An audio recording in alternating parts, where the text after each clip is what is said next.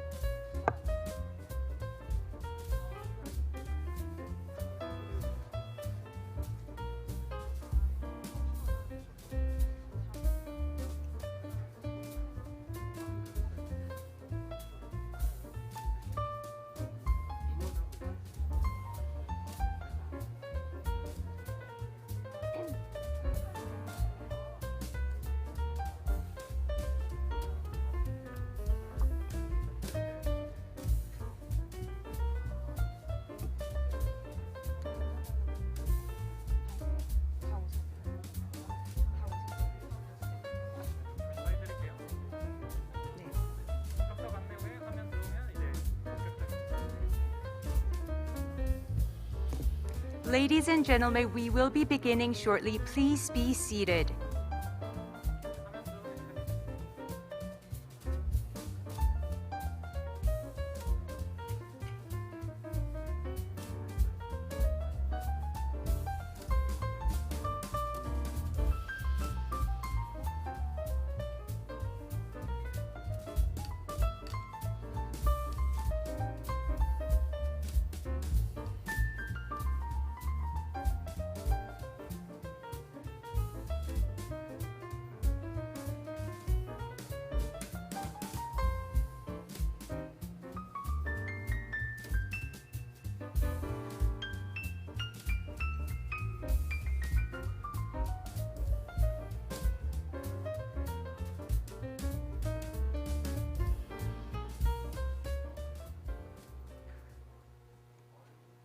Excellencies, distinguished guests, and ladies and gentlemen, welcome to the Civil Society and Business event under the theme of Implementing and Taking Action Toward Carbon Neutrality, examining the roles of businesses, civil society groups, and local governments. My name is Hee Kyung-sun, Communications Lead of the Global Green Growth Institute. Today's event is held as part of the P4G side event and the campaign for Blue Skies and Net Zero 2050 in the Republic of Korea, which is led by GGGI and the Climate Change Center. On behalf of the organizers, we would like to thank you all for joining us in person and virtually. The event is being live streamed on GGGI's and Climate Change Center's YouTube channels, and simultaneous interpretation will be provided throughout the sessions. For those of you in the room, please select Channel 1 for Korean and Channel 2 for English. We have a small group of participants joining us in person, practicing social distancing. I would like to remind the participants in the room to wear a mask throughout the event for your safety. We have experts from non-state actors and the private sector joining us here today to help us better understand the path to achieve net zero and to discuss implementation plans that are needed across the sectors. Now, without further ado, let me invite our first speaker, Excellency Ban Ki-moon, President and Chair of GGGI and the 8th Secretary General of the United Nations. It is our great honor to have him here with us today. Please join me in giving him a big round of applause.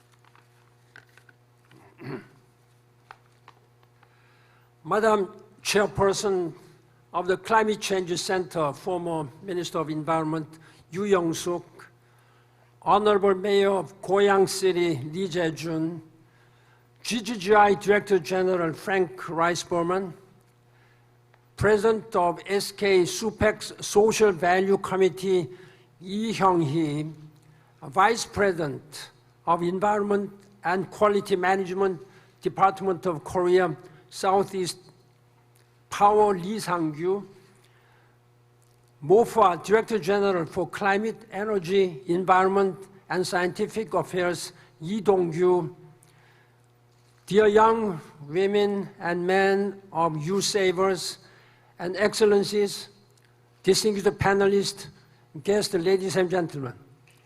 It is my distinct pleasure to be part of this P4G side event co-organized by Global Green Growth Institute and the Climate Change Center to explore and better understand the path we need to take together with businesses, local governments, and civil society. The climate change crisis is too big for us, just one sector of society, or one industry, or one region, or even one age group.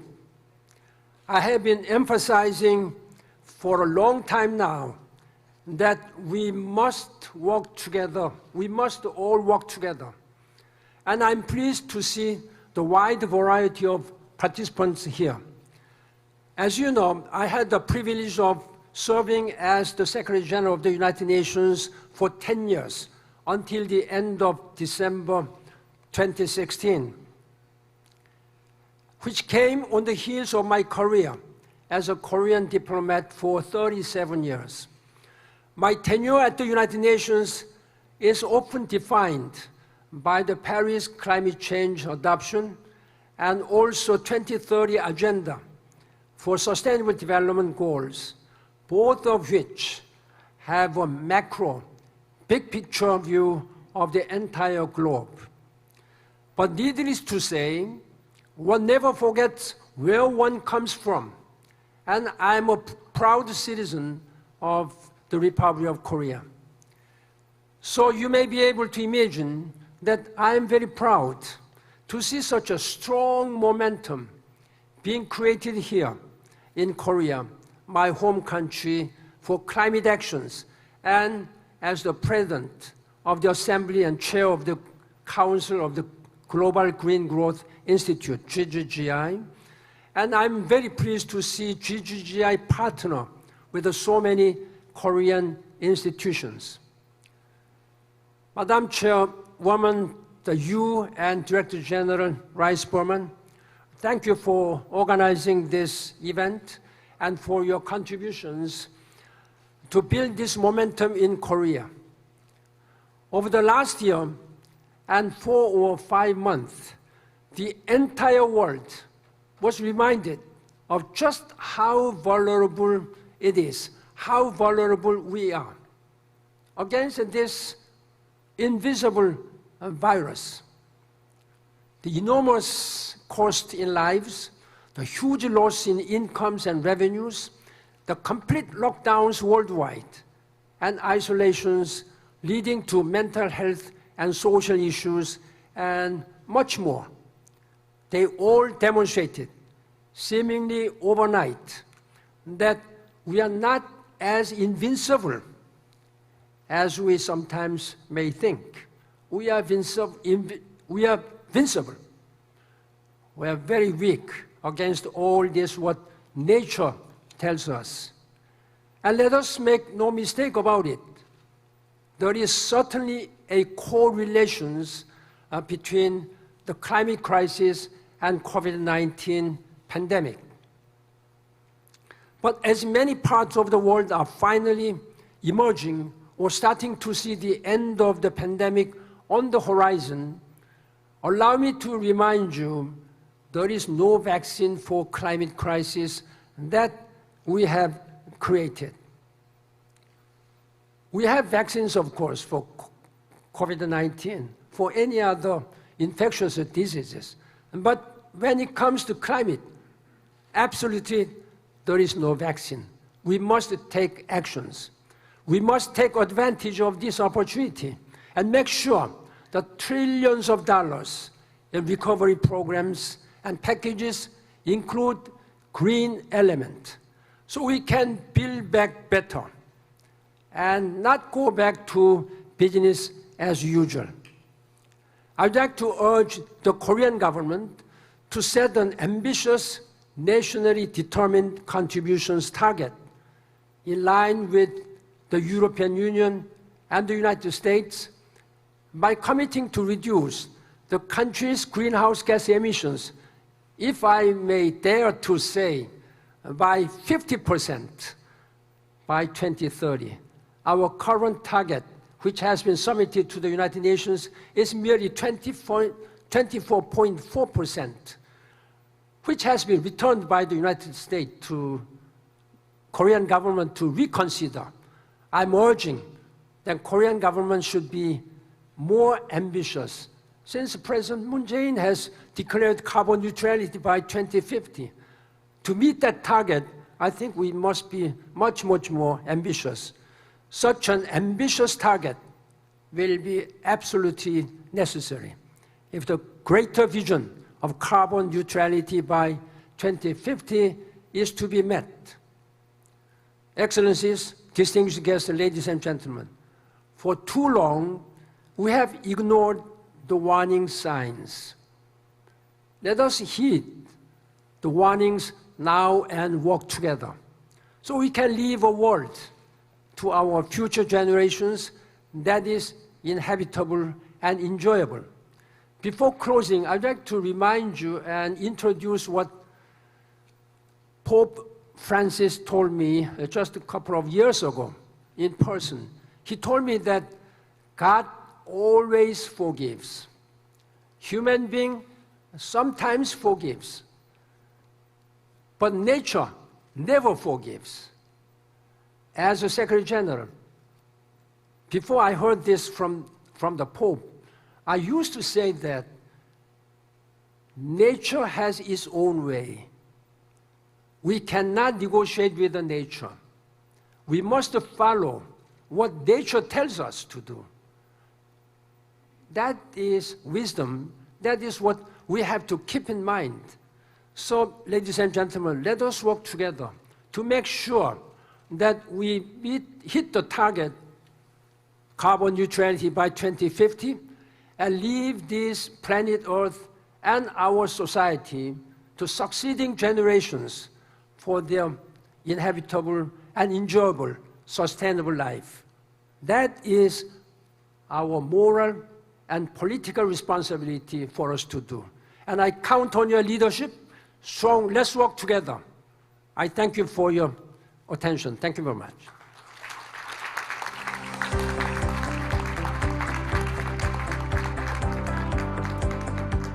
Thank you very much, President and Chair. Next, I would like to invite Dr. Yoo Young-suk, Chairperson of the Climate Change Center. It is my pleasure to invite Dr. Yoo to deliver congratulatory remarks. Please join me in giving her a big round of applause.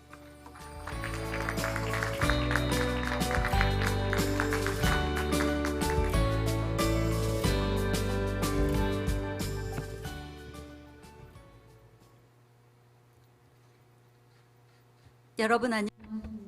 Good morning. I am Yoo Young-suk, the chairperson of Climate Change Center. First of all, I'd like to congratulate on the successful opening of the second P4G summit here in Seoul, Korea. It is a great pleasure as a Korean to see this event happening in Korea. And also, I'm proud to co-host today's roundtable along with the GGGI. Here, we are going to talk about the implementation and action towards carbon neutrality today. I'd like to thank all the distinguished guests for being here with us today. And also, it is my particular pleasure to see you all in good health. Chair Ban Ki-moon and also Secretary General Frank Regis Berman, and also all our partners for our campaign. Thank you all very much for your support and your attendance today. In today's roundtable, we have a lot of green leaders and also youth leaders as well. So I welcome you all to this roundtable. In today's roundtable, this is actually the second roundtable since last year, September 7th roundtable. Last year, we celebrated the first Global Day of Blue Skies, and I talked about the Korea's declaration of carbon neutrality and the role of civil society to that end. 8 months have passed since, and we have made a lot of progress so far. Last year, October 28th, the Korean government finally announced the milestone, the target year of 2050. Korean government basically announced its goal to achieve carbon neutrality to the whole global community. And the Korean government shared its vision with the global community as well. The Korean industry responded favorably to this as well. The carbon-intense sectors such as steel and cement, they declared they're joining in the 2050 carbon neutrality goal. And the semiconductor industry as well joined that goal, that vision. These sectors all showed their determination to contribute to carbon neutrality by 2050. The civil society is also working actively. My center works as a bridge between the private sector and the government sector. And we are also working to establish a social consensus on the achievement of carbon neutrality. As an independent think tank, we are working hard to build implementation strategy in conjunction with both public and private sectors. And also at the end of last year, we worked with the Wojong Eco-Resilience Institute, the Institute for Climate Change Action, and we launched the Waste Energy Recovery Village. We also held many expert seminars as well. We talked about waste utilization technology, energy recovery technology, and also we tried to communicate to the general public about the importance of circular economy and carbon neutrality by 2050. And also, we are making our effort to accelerate the achievement of the carbon neutrality by 2050. So to that end, we built RE100, a private-led partnership. At my center, we want to promote the domestic renewable energy as well, not just following the global RE100, but establishing KRE100 as well. So we are supporting the government, local government, and also businesses joining RE100 movement and to build implementation strategy. And we want to build the foundation to achieve the national emission reduction target as well. And we also, and actually already many businesses and local governments are participating in this partnership to achieve carbon neutrality by 2050, particularly with the KRE100 as well. And also Korean companies are working hard to practice ESG management as well, and we are helping their efforts as well. Korean companies want to improve their environmental performance and risk management as well, and they also want to perform their environmental responsibilities as well. To that end, we built environmental data platform, and we are sharing that database with a private sector. Achieving carbon neutrality by 2050 is no easy task, even compared to advanced nations. Europe and US, they already peaked in terms of their carbon emission, respectively in 1990 and in 2007. And after that, they've been decreasing their emission, whereas Korea has not yet achieved the peak level of carbon emission. And also, manufacturing sector is a major industry in Korea. We are the #2 manufacturing country in the world, and we have a lot of carbon intense sectors as well. So that is all the more reason why Korea needs to pursue bold and fierce innovation and make painful efforts to achieve carbon neutrality by 2050. Nevertheless, I believe that Korea will be able to achieve carbon neutrality by 2050 and also contribute to building sustainable future. This is what we need to do, and also this is the value that we share with the whole global community, the value of mutual prosperity. And we also have the capacity to respond to a crisis. Despite this unprecedented pandemic, the humanity achieved developing vaccines against COVID-19. It typically takes over 10 years to develop a vaccine, but with COVID-19 vaccine, we did it within 1 year.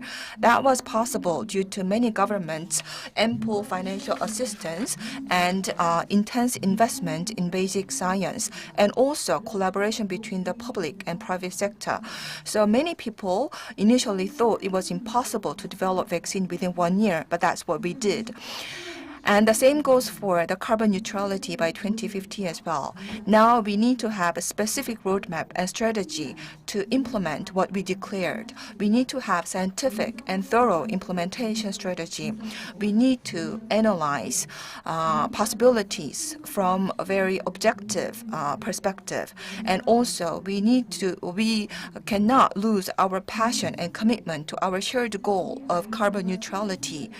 That is how we can hand over safe life and a clean earth to our future generations, our children and our grandchildren. The blue skies represents the sustainable future for whole humanity, and I'd like to urge you to participate in our mutual efforts to achieve carbon neutrality by 2050. I hope that today's roundtable will produce a sound and meaningful discussion, and I hope that the upcoming second P4G summit in Seoul will produce meaningful fruits. Thank you very much.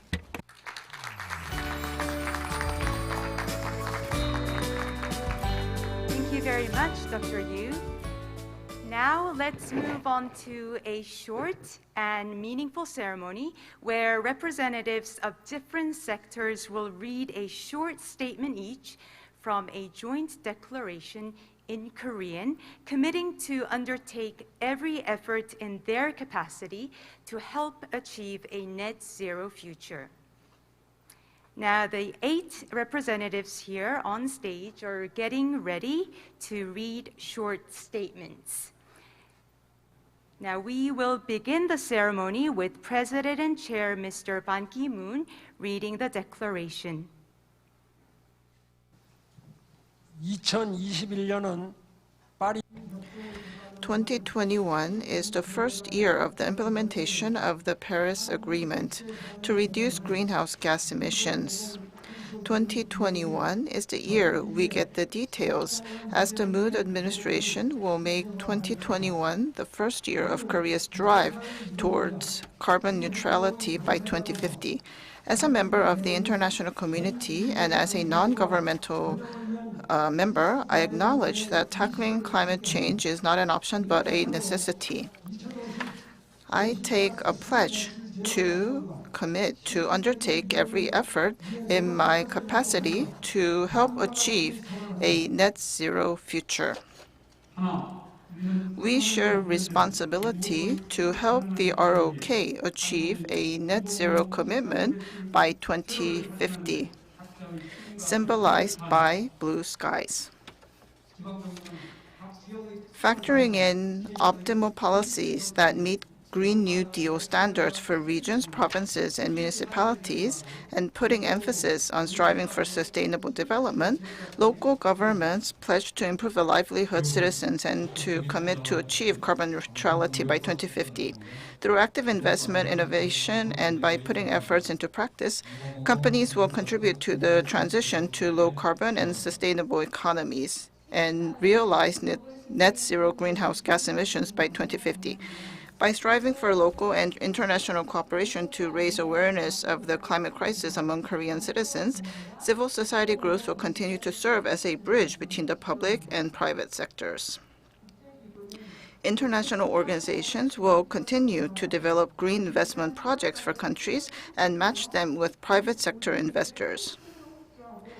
More emphasis should be placed on advocating for increasing the green share of ODA drastically by making a leapfrog jump and urging the ROK to announce a stronger NDC, the highest possible level of ambition. Elevating the voices of the young people is crucial to generate change and to protect the future of our planet by taking climate action now. With the future generation, we will continue to discover climate crisis response strategies and success cases in order to accelerate the journey towards net zero. We urge the Korean government to set an ambitious NDC within this year, which will pave the way towards the great vision of 2050 carbon neutrality.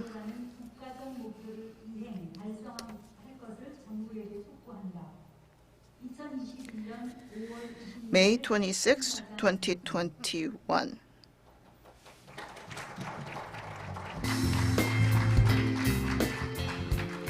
Now, I would like to invite Mr. Dong-kyu Lee, Director General of the Ministry of the Foreign Affairs of the Republic of Korea, to the stage.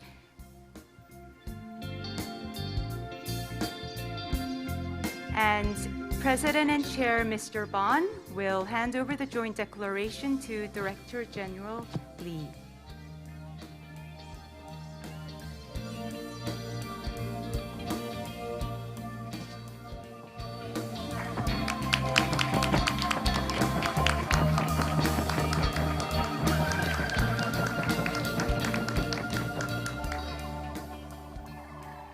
Now, I would like to ask everyone to get ready for a group photo session soon. Now, we would like to ask the speakers, panelists, moderators to get ready for a group photo session, and also the ambassadors as well. So after we are done with this photo op, we will ask speakers, panelists, and moderators on the floor to join for a group photo session.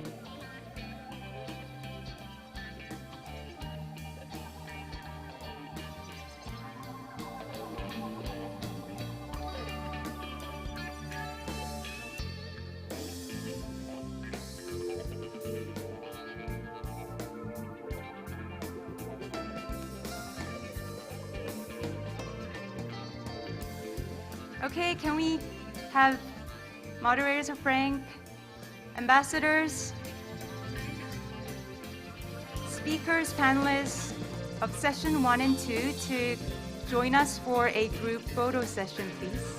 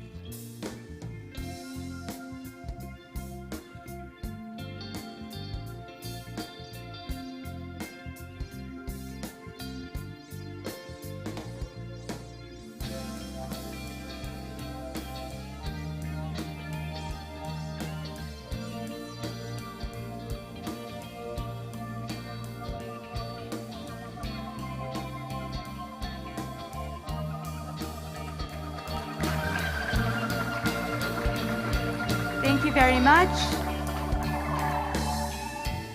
We actually have one last speaker waiting for us, so I would like to ask everyone to make their way to their seats, please.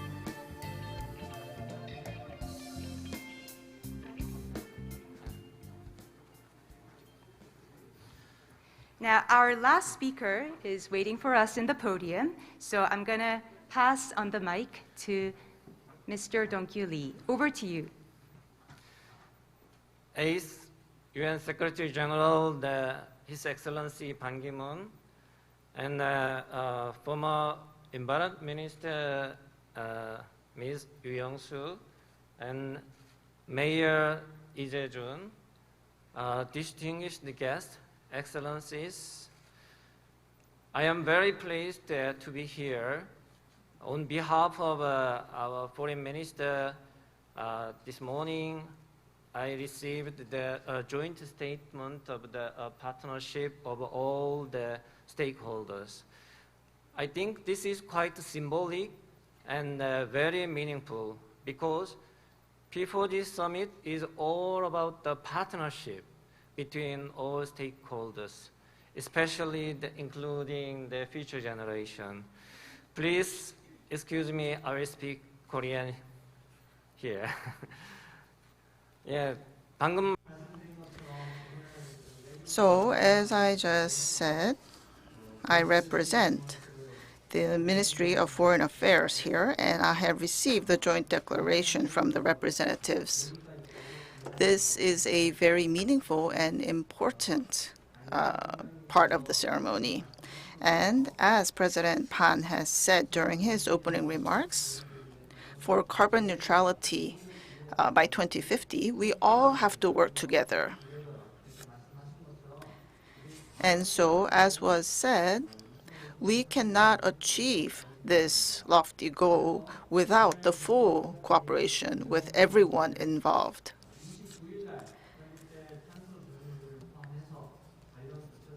And so the joint declaration will be delivered to all the relevant ministries.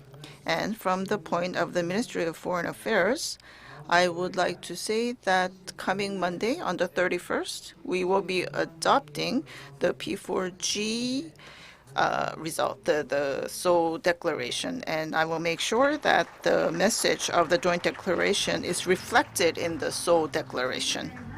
Mr. Dong-kyu Lee. And now this does come to the end of the opening session, and we will take a few minutes to set up the stage for session 1 to discuss the roles of businesses, civil society groups, and local governments in achieving carbon neutrality by 2050. Before that, let's thank all the speakers today on stage by giving them a big round of applause.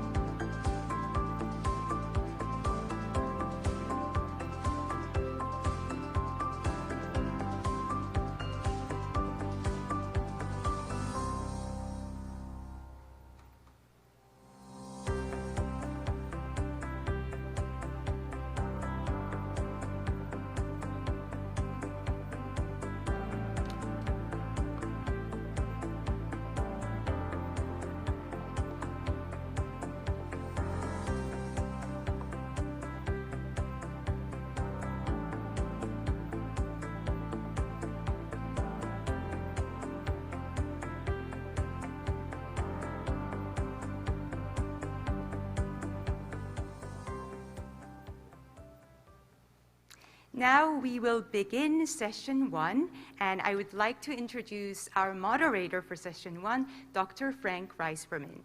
Frank, over to you.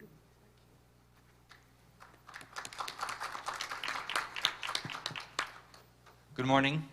Well, after that inspiring session and the declaration, now I think it is up to us to try and see how we can discuss how to meet these important, ambitious, and also urgent goals. Living in Korea, it was wonderful to see the President announce the Green New Deal last year. It was wonderful to hear the President announce the Net Zero 2050 pledge. And as we know, and as President and Chair Ban has urged the President, we expect President Moon to announce a more ambitious NDC commitment, maybe as high as the US and Japan and other countries at 50%. But of course, I've heard from many Koreans that that will be very difficult, but necessary. So that is the critical question, I think, for all of us here on the stage. How is it going to be possible, and what can each of us do from the different stakeholders groups to meet these important and urgent goals? And we have a number of very relevant stakeholders here. You've already seen some of them in the declaration. I think we're ready to start first with short statements from each of them, and then a little bit of discussion to respond to each other as well. Can I first invite Mr. Lee Yong-hee, President of the Council on Social Value Committee of SK, to make a statement. Please. As you like, yeah.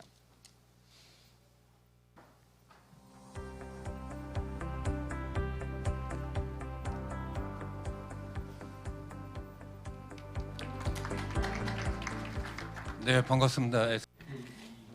My name is Lee Hyung-hee. I'm from SK. Nice to meet you.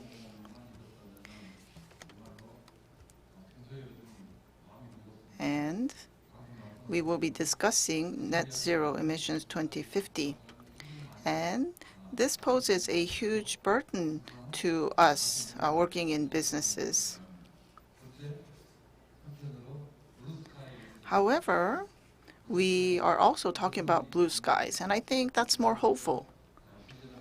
We can have a vision for the future, and we can dream about creating a better future for everyone. And so net zero may be a very difficult and stretch goal for all of us, but if we think of blue skies, maybe we can have more hope. Now, I work in a social value committee in SK, and social value in our company actually means ESG. So doing a good job of ESG will bring economic benefits, but at the same time, we can enhance social values. Now, in the past, SK worked on CSR, and we contributed to society. However, we felt that the world is changing in a different direction. And we thought that CSR perhaps is not enough. It's rather ambiguous and abstract. And we felt that we have to do a better job of protecting the environment and creating social value. So, of course, these concepts are included in CSR, but we at SK felt that we have to take more concrete measures. And we felt a sense of crisis. We felt that if we engaged in business as usual, we will run into trouble. So we had that recognition maybe 3-4 years ago. And so since then, within SK, we have given a lot of thought to reinventing ourselves. We felt that we really must change in order to meet the demands of the future. And so we had these thoughts, but then this did not really lead to many actions because it was actually difficult to come up with concrete actions. And I think it is the same within all companies. And that is because we have to work on our bottom line. We have to work on creating more profit. And that is a more tangible goal rather than the ambiguous goals of protecting the environment and creating social value.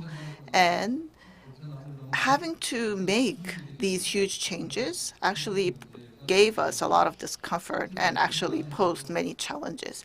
And so within SK, many people were on board and thought, but then we were not really sure as to how to act. And it was very difficult to form a consensus regarding the net zero campaign. And of course, we have the chairman of the group and we have the different presidents of the different affiliates. And even if the chairman is on board, it is very difficult for the chairman to persuade all the presidents of the different companies within SK to come on board. And so last year, well, we were the first in Korea. We were first in Korea, but actually we were rather late in joining the RE100 initiative because we were the 200th company to join RE100 initiative, although we were first in Korea. Now, if we can avoid this issue altogether, then it might be a good idea to put it off and to avoid the issue. However, we felt that this problem was something that goes beyond the boundaries of Korea. And we felt that there were global forces at work here. And these movements are happening at a global level, and it was not something that could be changed by a single country or by some firms. And we felt that the earlier we joined, the better. The marathon has already started, and the athletes are already running, and we should start running as soon as possible rather than delaying the departure. So the marathon has already begun, and we are already starting late. But better late than never was what we were thinking. And so confessing to all this is rather embarrassing because we are lagging behind. Korean firms in general are very, very behind what other countries are doing and what other overseas companies are doing. And so I believe that we have to double and triple our efforts. And so businesses are used to just complaining about the environment and how difficult it is to do business. However, although the environment or our surroundings may be difficult, we need to come together and work together in order to overcome these difficulties. And so in that sense, I believe that roundtable talks like the one that we are at are very meaningful. And we really need to set a goal, set a vision for the future, and to go towards finding smart solutions. Now, SK is in the lead, so we have to do a good job. But I believe that we have to work with other companies as well. And so we will continue to do our best. Thank you. Thank you very much for that statement. I think you captured the moment really well. SK is in the lead, but you said it's a bit embarrassing to be behind on the other side. I was very pleased to hear you say that you think you are more optimistic about blue skies than net zero. It might sound a bit closer, and indeed it is, of course, very close to people's heart here in Seoul as we experience the bad air pollution on a regular basis. But, you know, I used to say air pollution, blue skies, and climate change are two sides of the same coin. We need to get rid of coal for both. We need to get rid of diesel buses for both. So taking strong action for blue skies will also be great for moving towards net zero. So thank you very much for your statement. Next, we'll move to Mayor Lee Jae-jun of Goyang City. Please, sir, can I invite you to make your statement?